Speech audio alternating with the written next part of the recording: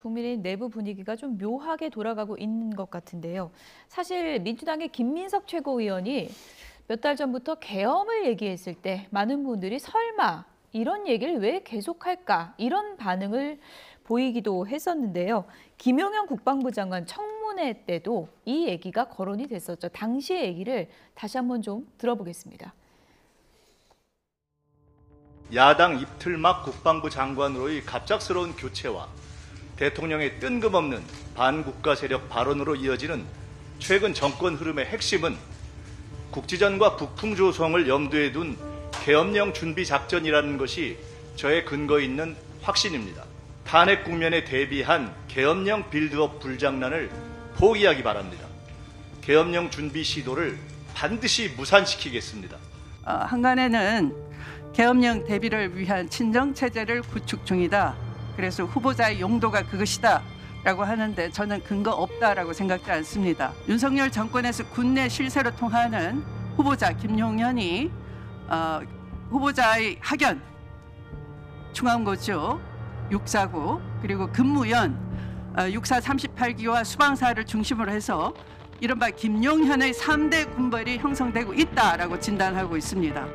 그 유명한 충암파, 육사 38기, 전성시대, 수방사파 이렇게 요약이 될 수 있습니다. 우리 대한민국의 상황에서 과연 계엄을 한다 그러면 어떤 국민이 과연 이게 용납을 하겠습니까? 그리고 우리 군에도 따르겠습니까? 저는 안 따를 것 같아요, 솔직히. 그래서 이런 계엄 문제는 지금 시대적으로 좀 안 맞다. 저는 그렇게 생각하거든요. 그래서 최근 이준우 수방사령관, 각종군 특전사령관, 여인영 방첩사령관을 한남동 공관으로 불렀죠. 출입 기록을 남기지 않으려고 입구에서 경호처 직원의 안내로 불러들여서 무슨 얘기했습니까?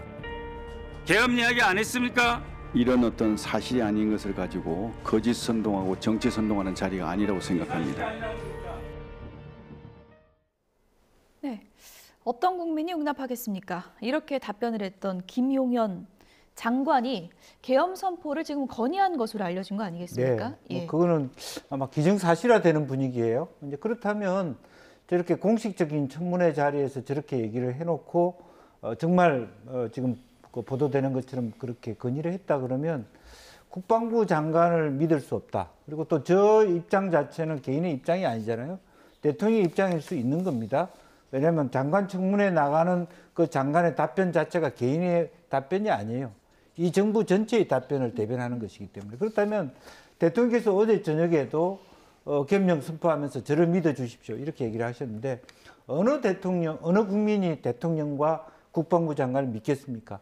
국민으로부터 신뢰를 받지 못하는 대통령과 국방부 장관을 둔 국민이 불행한 국민 아닙니까? 사실은 국가 위변 사태, 사고가 났을 때, 전쟁이 났을 때 제일 우리가 믿고 따를 수 있는 사람이 사실은 대통령과 국방부 장관인데 뻔하게 저렇게 거짓말을 했다라고 하는 것은 더 이상 자기 스스로가 갖고 있는 정당성을 인정받을 수 없다. 저는 그렇게 봅니다. 예. 지난 9월 얘기를 들어보니까 저게 뭐 지금 와서 짜맞추기가 되는 건지 정말 저 정보가 맞았는지 저희가 확인할 수는 없겠지만 어쨌든 지금 이 계엄 선포 과정에 충암파가 등장하는 거 맞는 거 아닙니까? 뭐 그건 부인할 수 없는 현실이고요. 그다음에 그 민주당의 그 뭐 이를테면 의혹 이거를 확인시켜 준 거 아닙니까? 저는 김민석 최고위원이 그 얘기할 때 진짜 황당무계한 얘기를 국회의원이 하는 사람이 저렇게 무책임하게 하는구나.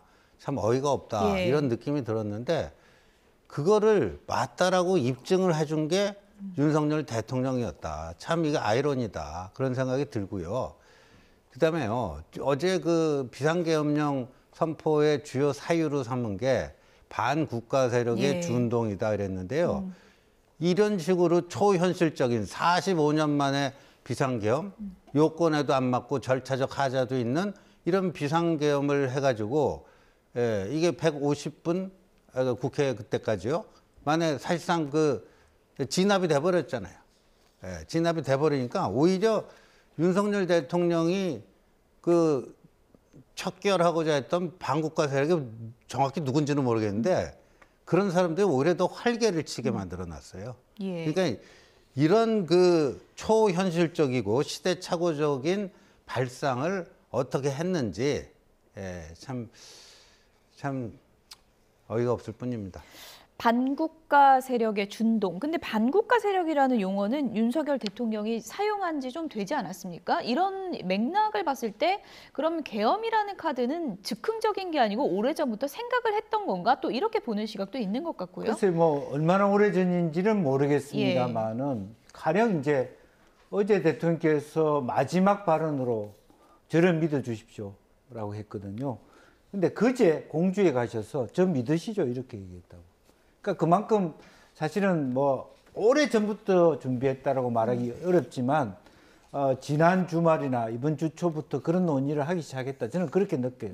그러니까 믿어달라고 하는 얘기가 사실은 이제 계엄령에 있어서도 혹은 탄핵에 있어도 중요하게 들어가는 단어 중에 하나가 국민에 대한 배신 행위라 얘기하는 거거든요. 예. 그러니까 그런 데 대한 어떤 그 본인의 불안감들이 분명히 있었던 것 같고 다만 저런 얘기는 정말로 피터 드러크가 얘기했던 나를 무능하게 만드는 무지로 비롯된 오만이다 그렇게 보는 겁니다. 즉 내가 선이고 나는 개혁인데 나를 따르지 않은 사람은 반국가 세력이고 종북 좌파 세력이고 이런 그 프레임에 자꾸 스스로 갇히는 거예요. 이제 그러고 보니까 그 장단에 맞는 사람들만 얘기하다 보니까 그래 하자 이렇게 되는 겁니다. 그래서 결과적으로 누굴 잡아 넣겠습니까? 정치인들 정치 활동하지 마라. 의사들 복귀시켜라. 또 언론인들 뭐 나 검열 받아라. 그런 거 아니겠습니까? 그게 뭡니까? 그러니까 이번 계기를 통해서 사실은 그동안에 대통령께서 누구랑 논의해 왔나. 어제 저녁에 기자들이 이 사건에 대하여 물어볼 대통령실에 정무수석도 없고 통화가 안 된다는 거죠. 그럼 뭐 여당도 모르고. 그러면 대통령은 누구랑 얘기하고 있냐. 이렇게 되다 보니까 그런 잘못된 오판, 국민의 공감대를 얻지 못하는 오판이 나왔다. 저는 그렇게 봅니다. 예.